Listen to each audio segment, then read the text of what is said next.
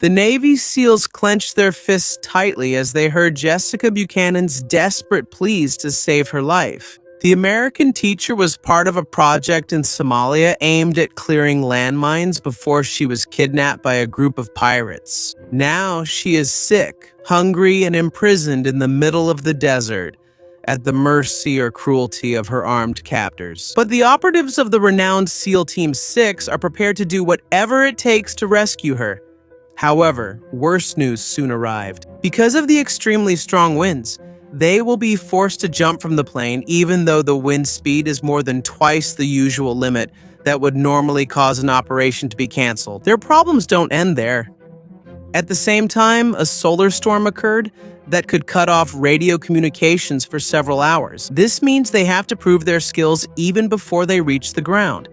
In other missions, this would probably have been postponed for at least a day. But the warriors know that Jessica doesn't have 24 hours left to wait. So they put on their parachutes, checked their oxygen tanks, and jumped into the dark sky for one of the boldest hostage rescue missions in history. But before we begin, if you're new to our channel, make sure to subscribe so you'll always be updated with videos like this. Jessica Buchanan was 32 years old and lived with her husband in one of the safer areas in Somalia. Together with her Danish colleague Paul Thisted, she worked for a large humanitarian organization that taught children about the dangers of anti-personnel landmines scattered throughout the country. On their next mission, they had to travel near what is called the Green Line, an invisible border where areas controlled by Islamists begin. At that time, the situation in the Horn of Africa was very dangerous. Bombings and clashes between rival tribes had become almost regular occurrences. But Jessica didn't go to Africa just to hide behind walls, so she continued her training on how to avoid landmines. At first, everything went well, but by October 2011, on the day they were supposed to go home, everything changed for the two humanitarian workers. The first thing that aroused Jessica's suspicion was their driver. Instead of their usual driver, a man she had never seen before was waiting for them in their Land Cruiser, which was supposed to take them to the airport. Paul seemed to be in a hurry, so he immediately got into the front seat as if nothing was unusual. Because of this, Jessica's worries disappeared as well. But after just about 10 minutes of travel, what they feared happened. A large vehicle suddenly blocked their convoy and forced it to stop. Almost 30 armed men with AK-47s got out of several vehicles at the same time. They started smashing the windows of the Land Cruiser while shouting orders in a language Jessica couldn't understand. Before she could fully understand what was happening, a pirate was already pointing a weapon at her head. Meanwhile, their security advisor was violently dragged out of the vehicle. After this, an armed man sat in the vacant seat and ordered Jessica's driver to drive off. That's when she found out the truth. Their driver had long been an accomplice of the kidnappers. Not long after, they stopped again and were transferred to another vehicle while the pirates continued shouting. It was clear that the whole operation was carefully planned. They also noticed that most of the kidnappers seemed to be under the influence of khat, a plant commonly chewed in some parts of Africa because of its effects similar to amphetamines. Later, the convoy stopped in the middle of a deserted area. There, Jessica and Paul were made to believe that they were about to die. The pirates even prepared them as if they were about to carry out their execution. But at the last moment, they were taken back to the vehicle, not because the kidnappers felt pity. They knew they would get a bigger ransom if their captives were alive and without serious injuries. For the pirates, this was just a game, a way to mock the apparent powerlessness of the West. Meanwhile, for Jessica and Paul, the worst nightmare of their lives was just beginning. Jessica and Paul could do nothing. They were completely at the mercy of their captors and didn't even know if anyone had noticed their disappearance. But on the other side of the world, Washington was already moving quickly. Anumpa, not only did they learn about the abduction of the two missionaries, they also immediately began taking steps to rescue them. Jessica's humanitarian organization immediately reported the incident to the U.S. Embassy in Nairobi, which in turn quickly coordinated with the FBI. From there, the families of the hostages were called one by one to inform them of the situation, calm them down, and prevent them from taking any actions that might interfere with the operation. Before the day ended, the entire incident had already been reported to high-ranking government officials, including President Barack Obama. While the pirates were busy preparing their ransom demands, Jessica Buchanan had become one of the top priorities of the White House. Later, Paul shared that the best thing that happened to him in the midst of that tragedy was being taken together with an American citizen. They didn't know it yet, but both the hostages and the pirates were about to discover just how much that would mean. Almost 3 months had passed, but Jessica was still a hostage. There was one piece of good news: she was still alive. But the bad news was even worse. Despite the long negotiations, no agreement was reached. The pirates even rejected the offer of $1.5 million in ransom, an amount that could have allowed them to live comfortably for many decades. Every day, Jessica fought against extreme hunger, the scorching desert heat, and the constant fear that at any moment her captors could hurt or kill her. And her situation only got worse. She developed a urinary tract infection that spread throughout her body.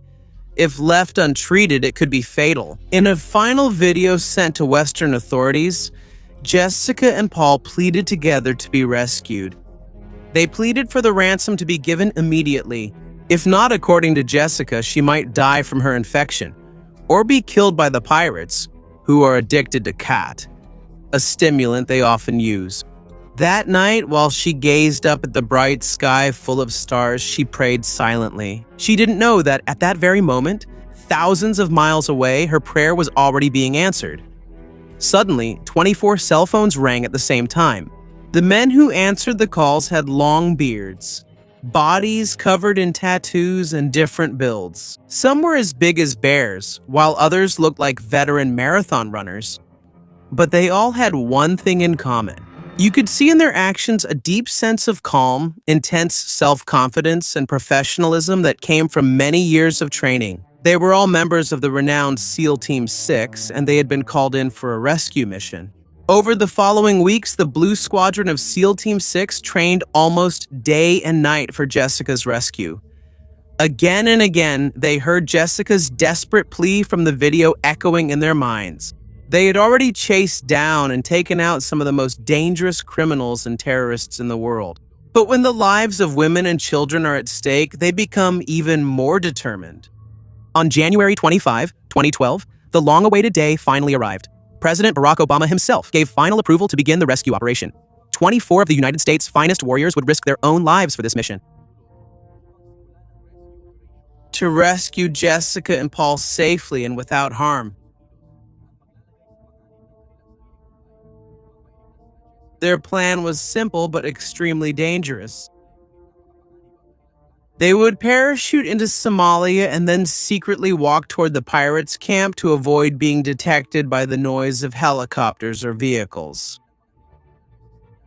At the American military base in Djibouti, about 500 miles from where Jessica was located, all the personnel, equipment, and military support needed for the operation were assembled. At that point, the total cost of the mission had already exceeded $100 million. That's how much America is willing to spend to save even just one of its citizens. After the final preparations, the Navy SEALs boarded their C-130 transport aircraft and flew to Somalia. It was noticeable that even the pilots had just arrived from almost 9 hours of flying. But despite their exhaustion, they carried out their duties as if it were just an ordinary mission. All eyes were on the operation, including President Obama, who personally monitored every move through a live feed. Later on, the kidnappers tried to move the hostages in an attempt to save their own lives. But because they ate spoiled meat and got sick, they were forced to stay where they were. Meanwhile, on the other side of the world, another big problem arose. A very powerful solar storm erupted and hit the Earth's magnetic field, threatening to cripple communications for the entire rescue mission. The solar storm was so strong that when it hit the Earth's magnetic field, It affected the radio waves. Because of this, the rescue team's communication with other support units was almost completely cut off. In the worst-case scenario, they couldn't rely on a quick reaction force, couldn't send situation reports, and wouldn't have immediate air support if a battle broke out. Their ordeal didn't end there. The wind strength was more than double the usual limit that would normally cause an airborne mission to be canceled. But to rescue Jessica Buchanan, there wasn't enough time to wait for better conditions. All 24 operatives on the plane knew the danger they would face, but not one of them backed out. After almost 3 hours of flight, the C-130 reached the designated drop zone. The SEALs quietly stood up from their seats and attached their oxygen tanks one by one. Just a few seconds later, they jumped together from over 20,000 feet high while being hit by winds of almost 40 knots. After only a few seconds of free fall, they reached a speed of about 120 miles per hour, a speed that is usually achieved only by professional skydivers in almost perfect conditions. Despite the nearly impossible weather, most of the operatives still managed to land successfully. There were only a few who were swept away by the strong winds and dragged by their parachutes for hundreds of meters across the plains before they were finally able to break free. After making sure everyone was safe, they quickly put on their combat gear and wrapped their shoes to reduce noise while walking. From there, they still had to quietly walk several miles. In the hot Somali night, where the temperature was over 100 degrees Fahrenheit, after almost an hour of silent marching, they reached the final hiding spot before starting the assault. They were only 500 meters away from the pirates' camp. As they approached, they changed directions several times to keep the wind in their faces. That way, the guards wouldn't be able to catch their scent. In this kind of operation, every small detail could decide whether the entire mission would be successful or end in tragedy. Hostage rescue is very different from regular operations in war. In this kind of mission, the lives of the hostages are more important than killing the enemy. If necessary, the SEALs are ready to run through a hail of machine gun fire if that's the only way to save Jessica. The most important thing at that point is to remain undetected for as long as possible. But once the attack begins, every second becomes extremely important. The 24 warriors started moving again. They didn't know that the longest hour of their lives were about to begin. At that point, they were close enough to hear the voices of the pirates. The only thing hiding them was the thick darkness of the night. Time seemed to move slowly. Each operative carefully moved one foot forward. Then they shifted their weight before carefully stepping forward with the other foot. The group was led by the veteran SEAL, Justin Sheffield. With a simple hand signal, the operatives quickly spread out to the left and right to position as many weapons as possible while avoiding each other's line of fire. Meanwhile, the snipers took positions on both sides of the formation to watch the surroundings and protect their teammates. As they advanced together, they observed every movement in the camp through their thermal scopes. Soon they noticed that one of the Somali guards seemed to become uneasy. Shortly after, he woke up the other pirates. Because of this, the SEALs slightly quickened their approach, but every movement remained controlled and silent. Justin Sheffield aimed the weapon's infrared laser at one of the Somali guards. He didn't need to say anything. One by one, the other operatives did the same thing. The pirates couldn't see the infrared beams because they didn't have night vision equipment. However, they could sense that something was moving in the darkness. Then suddenly a loud clack echoed in an instant, completely shattering the silence of the night. In an instant, the pirates loaded their bullets into the heavy PKM machine guns and quickly took their positions. They pointed their weapons in the direction where the noise came from. The Navy SEALs noticed this, so they moved in even faster. At that point, silence was no longer the most important thing, but rather reaching the hostages before the battle broke out. And that's exactly what happened. A deafening gunshot suddenly shattered the silence of the night. The pirates' machine gun was the first to fire, unleashing deadly 7.62 millimeter bullets toward the operatives. This was followed by the successive gunfire from the AK-47 Taitsias. But the snipers of SEAL Team 6 were fully prepared for that exact moment. Almost at the same time as the enemy's first shot, they quickly silenced the machine gunners with precise bullets. After that, they immediately searched for a new target, as if every shot was carefully thought out. While both sides were exchanging gunfire, the Navy SEALs continued advancing toward Jessica's location. They knew they couldn't afford to make a mistake. In a similar hostage rescue operation before, the French Special Forces failed to immediately gain control of the situation. Because of the delay, the hostage was killed before they could be rescued. They definitely didn't want that to happen this time. All the operatives were ready to risk their lives. The hundreds of hours they spent training at the firing range and running simulations under intense pressure finally paid off. In the middle of the gunfight, they spotted two pirates armed with AK-47s standing guard over Jessica, who was crouched on the ground. Justin Sheffield immediately broke away from the formation along with another SEAL. With quick and precise shots, they took down the two armed pirates before they could do any harm.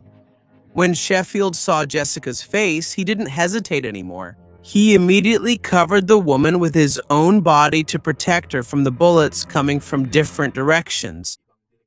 Just a few seconds later, more SEALs arrived. In just a moment, Jessica was surrounded by several layers of the best warriors in the world, serving as a living shield against any danger. Although most of them had their own wives and children waiting for them to come home, they still prioritized the safety of the hostages over their own lives.